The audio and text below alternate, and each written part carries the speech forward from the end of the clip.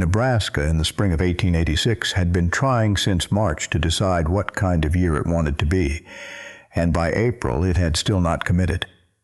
The Red Willow Prairie woke up slowly that season, the grass coming in thinner than the year before, the creek running lower than anyone liked. The wind had an edge to it that it usually lost by April, but this year it kept it. Sarah Whitcomb walked into the Red Willow land office on a Tuesday in the third week of April, with Daniel's homestead papers under her arm, and her daughter Ruth's small hand in hers and her wedding ring on a chain at her neck instead of on her finger, because it didn't fit right anymore. She had lost weight in the 3 months since the well. The clerk's name was Sunderland. He had worked in the Red Willow land office for 11 years and had the look of a man who had arranged his opinions about the world some time ago and found them still serviceable. He read the papers. He looked at Sarah. He looked at Ruth. He said, "The homestead claim requires evidence of continued settlement and cultivation. The holder of record is Daniel Whitcomb, deceased. I am his wife and legal heir," Sarah said. "I have continued to live on and work the claim for 3 months since his death. The standard requirement specifies." He paused. He looked at the papers again. "There are provisions under the Married Women's Property Act, but the practical application in terms of homestead claim continuation is." The door opened. Silas Blackwood came in behind 2 of his men, and Silas Blackwood in a room had the effect of a thing that is larger than it should be for its surroundings. He was not a tall man. He was simply a man accustomed to there being space for him wherever he entered. He set a leather document case on the clerk's counter. "Sunderland," he said, "I understand there's a widow's claim in question." Sunderland looked, visibly, relieved to have someone tell him what to do. Sarah looked at Blackwood. She had seen him twice, at Daniel's funeral, where he had offered condolences with the smooth efficiency of a man who offers condolences frequently, and at the general store 3 weeks before, where he had offered to buy the claim and she had told him no. He had taken no as an opening offer. "Mrs. Whitcomb," he said. He had a pleasant voice. "I want to make this as easy as possible for you. You have a young child, no income, and a homestead that requires a man's labor to maintain. I'm prepared to offer you a fair price that will keep you comfortable and set you up somewhere sensible."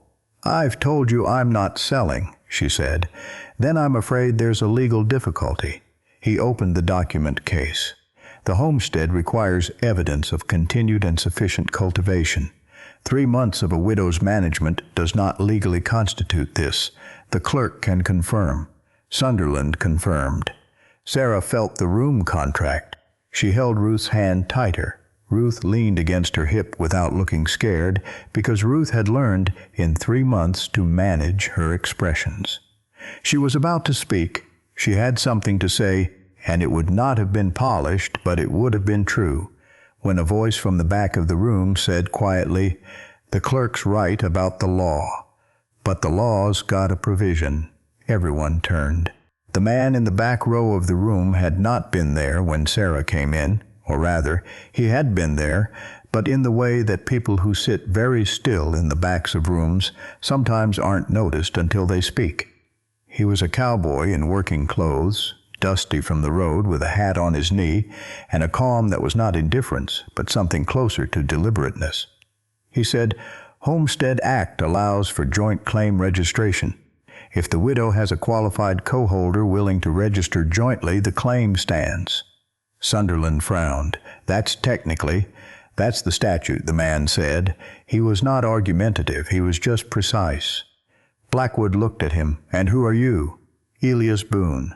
He stood up. He picked up the hat. He looked at Sarah. "I was passing through, heard the land office from the street. I've held claims before. I'd be willing to register jointly on the widow's behalf if she's agreeable." The room was quiet for a moment. Sarah looked at him. She had about 15 seconds to decide whether this was something she could trust or something that would cost her more than Blackwood would. She was not a woman given to optimism, and she had learned in 3 months to look at the practical underside of every offer. This man had come in from the street. He was a stranger. He was offering something that would look, to Blackwood and to the town, like exactly the kind of arrangement that damaged a woman's reputation. But he was also right about the statute. She had read the homestead documents many times. She knew what was in them. She said, "If you're willing, I'm agreeable." "On terms," he nodded. "Your terms." Sunderland registered the joint claim that afternoon. Blackwood stood at the counter for a moment, with his document case and his pleasant voice at rest, and his face, doing the arithmetic of a man who has lost the first round and is already considering the second. He left without a scene. Men like Blackwood never made scenes. They were patient. Elias Boone slept in the barn. This was not a suggestion Sarah made tentatively. She was very clear about it. She stood in the yard in the afternoon light with her arms at her sides and said, "You'll sleep in the barn. You will not make decisions about this property without my knowledge. You'll not handle money that isn't yours. And at the end of the spring growing season, when the claim is established and the cultivation requirement is met, you'll be free to go." He looked at the barn and then back at her. "That's a fair arrangement," he said. "I'm not finished. If you tell anyone in town this is a marriage in anything but the paperwork sense, I'll register the disclaim myself and take my chances with Sunderland." He looked at her steadily. "I won't say anything about your household to anyone in town, and you'll work. I need the south fence line rebuilt before the rains." "I'll work," he said. Ruth was watching from the porch. Elias looked at her and nodded once, the way you acknowledge someone you don't know yet and haven't made any assumptions about. Ruth looked at him with the particular evaluation of a 14-year-old girl who has been the effective second in command of a household since December. Then she went back inside. He fixed the south fence in 3 days, which was faster than Sarah had expected. He did it without asking her where she kept things or how she wanted it done. He found the post-hole digger on his own, and the wire on its spool in the barn, and the mallet on its hook, and he did the work straight and solid, and to a standard she could see was competent. When it was done, he went to the north field without being asked and looked at the soil condition there, and came back to tell her the north corner was soft and probably hadn't been properly drained, and asked what she wanted to do about it. She told him what she wanted to do about it. He went and did it. She watched him work the way she had watched her land for 3 months, looking for the signs of something failing, looking for where the problem was. But the work was sound. The work was more than sound. At supper the first week she left a plate on the porch outside the barn door. He ate it and left the plate clean. She did not invite him inside. He did not suggest it. The second week it rained 3 days, and the barn was cold, and the work in the field could not be done. She found him on the second evening mending harness on the floor of the barn by lantern light, and told him that there was supper inside if he wanted it. She said it the way she said most things, plainly, with no warmth she hadn't earned yet, and no chill she didn't mean. He came inside and ate at the table and helped Ruth with the arithmetic problem she was working through for the school reader, because Ruth had mentioned it while carrying the dishes, and Elias had, without ceremony, reached for the slate. Sarah watched him explain long division to Ruth, who was interested and skeptical in equal measure, and felt something she didn't have a name for, which was in the vicinity of what it might have been like to live in a house where there were enough adults to go around. She did not examine this too closely. She was a practical woman. On a Tuesday in May she found him at Daniel's well. Just standing at it, looking down, he heard her step and said, "You said this is where he died." "Fell in," she said. "The rope was frayed." He hit his head. Elias crouched down. He looked at the rope. He looked at the well's wooden casing. He said, "The rope isn't frayed." She looked at the rope. It was new. She had replaced it herself in January. "The original rope," she said. "It frayed. On a well you maintained properly." He stood up. He looked at the edge of the casing. The original rope was cut. Almost. Left one strand, and that would have given way under the weight of a man leaning to check the depth. She was very still. "How can you tell?" she said. The casing's got the pull pattern of a rope that gave suddenly, not gradually. Fraying leaves a different mark. He pointed. The fiber caught and stripped the wood in a short, hard jerk. That's a cut rope, not a worn one. She looked at the mark in the wood for a long time. She said quietly, "Someone killed him." He said nothing. She said, "Blackwood wanted the land. He's wanted it for a year. There's water at the south boundary."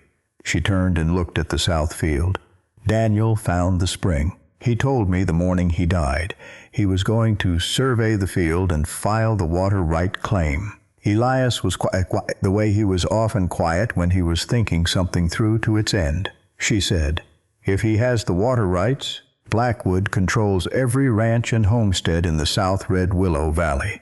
Yes, Daniel knew that. He was going to the land office. Elias crouched again and looked at the mark in the casing wood. "We need a witness," he said, "or something in writing. What did your husband write?"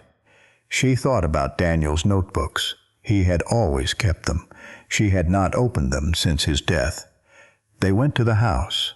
Ruth watched from the doorway of the kitchen while Sarah opened the trunk and took out the notebooks. There were 6 of them. Daniel's handwriting, small and steady and more methodical than his speech had been. The last notebook had a date 2 days before he died. She read it. He had written, "Southfield survey, depth estimate, seasonal flow pattern." He had drawn a rough map, and on the last page, in a different hand that was not Daniel's but was neat and careful, D. "Whitcomb believes there is a spring-fed table beneath the South Red Willow claim. This should be documented. Suggest water rights filing before seasonal survey is closed. Signed, Mason Greer, land surveyor." Sarah put the notebook on the table. She said, "Mason Greer is in county. If Daniel told him before he died, he'll remember it," Elias said. "And a surveyor's testimony about what a man told him before his death is admissible." Ruth came in from the doorway. She sat down at the table. She said, "Deputy Pike was here the week after Papa died. He said it was checking on a widow. He went through the barn." Sarah looked at her daughter. Ruth said, "He was looking for something. I watched him. He lifted the lids off the feed bins and looked in the toolbox. He wasn't sad about Papa. He was looking for something." Elias said to Sarah, "Pike works for Blackwood." She knew. She had known since the funeral. The thing she had not known, the thing she was still learning. Over the weeks that Elias Boone fixed the fence and ate supper at her table and taught Ruth division, was that sometimes the people who come to help you without asking anything in return are the ones who have already lost what you're afraid to lose, and who know because of that it's worth fighting for. The hearing was held at the county land office on a Thursday in June, with Mason E. Greer present, Daniel's notebook in evidence, and a structural assessment of the well casing written by a builder Elias had known from 3 counties over and who had seen the mark and said what it was. Pike refused to speak and was detained. Blackwood's attorney spoke at length and was answered at length, and the answer was the spring survey record and the notebook and Ruth's testimony about the barn search and the mark in the casing wood and the patience of a woman who had kept every document her husband had ever produced. Blackwood was charged with criminal conspiracy and the misrepresentation of water rights. The land office placed a hold on all south boundary transactions. The spring water claim was filed in Sarah Whitcomb's name. After the hearing, Elias stood by the wagon while Sarah spoke with the land officer. Ruth was beside him, watching her mother. She said without preamble, "You didn't come for the money." He looked at her. "You didn't come because it was interesting," she said. "People come for money or because it's interesting. You didn't come for either." He was quiet for a moment. He said, "My family lost a claim when I was 18. The sheriff was bought. Nobody stood up." Ruth looked at him with the direct assessment she applied to most things. "You stood up for Mama," she said. "Yes, and you stayed." He looked at the land office door where Sarah was emerging into the afternoon. "I stayed," he said. Sarah looked at him from across the yard. The afternoon light was that particular gold that only happens in June on the prairie, and it fell across the front of the house and the mended fence, and the wagon with the new wheel, and the barn where someone had been sleeping who did not have to be asked twice to be useful. She crossed the yard. She said, "The spring is in my name. I know. I was there.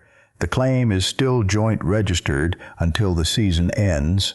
I know that too." She looked at him for a moment. There was a thing she was going to say, and she took her time about it, because she had learned that the things you take your time about are more honest than the ones you rush. She said, "I'm not ready for anything beyond what we've had. I didn't ask for anything." "I know. That's why I'm saying so." She looked at the fence line. "But I'd like to know, before the registration expires, whether you have somewhere else to be." He looked at the fence he had built, and the field he had drained, and the barn where he slept on a bed of hay under a blanket he'd brought himself. He said, "I don't have anywhere else pressing." She nodded once. "The north field needs reseeding in August," she said. "I know," he said. "I was going to talk to you about the seed variety." She almost smiled. In August, they reseeded the north field. In September, the water right was confirmed, and the first survey of the spring was documented. In October, the fence at the south boundary went up solid with posts he drove, and she measured. Ruth went back to school and came home on Friday afternoons with the week's lessons and problems, and sometimes Elias looked at them, and sometimes he didn't, but when he did it with the full attention he gave everything. One November evening, after the dishes were cleared and Ruth had gone to bed, Sarah sat at the table with the last of the lamplight and turned Daniel's wedding ring over in her hand. She had been doing this sometimes when she thought no one was looking. She had not known Elias had seen it until he said from the doorway, "You don't have to put it away." She looked at him. He said, "A ring keeps who it was for. That doesn't change." She looked at the ring. She thought about Daniel and the well and the notebook and the spring. She thought about what he had been trying to do and what she was still doing. She put the ring on the chain with her own ring, 2 rings side by side. "Thank you," she said. He went to bed. She sat at the table for a while longer in the lamplight, and outside the November wind moved through the Red Willow Prairie, and the house held warm, and the spring sat quiet underground, going nowhere. There are things that belong to you that can't be taken by forgery or force, or the careful neglect of the law. They stay where you put them. They wait. And on the prairie, where the ground is patient and the winters are long, and the truth lives in the grain of the wood, and the depth of the well, and the survey note in a dead man's hand, the person who loves a piece of land enough to fight for it almost always finds, eventually, someone willing to stand in the same field. Not behind her, beside her. That's the thing worth building. Thank you for watching. This channel is no longer supported by ads, and these stories continue because people believe they matter. Patreon is a quiet way to support the work with early access, story previews, and small moments of input before each tale is fully told. On screen now is a preview of the Patreon page. If you'd like to support the channel, the invitation is in the first pinned comment down below. I'll see you in the next story.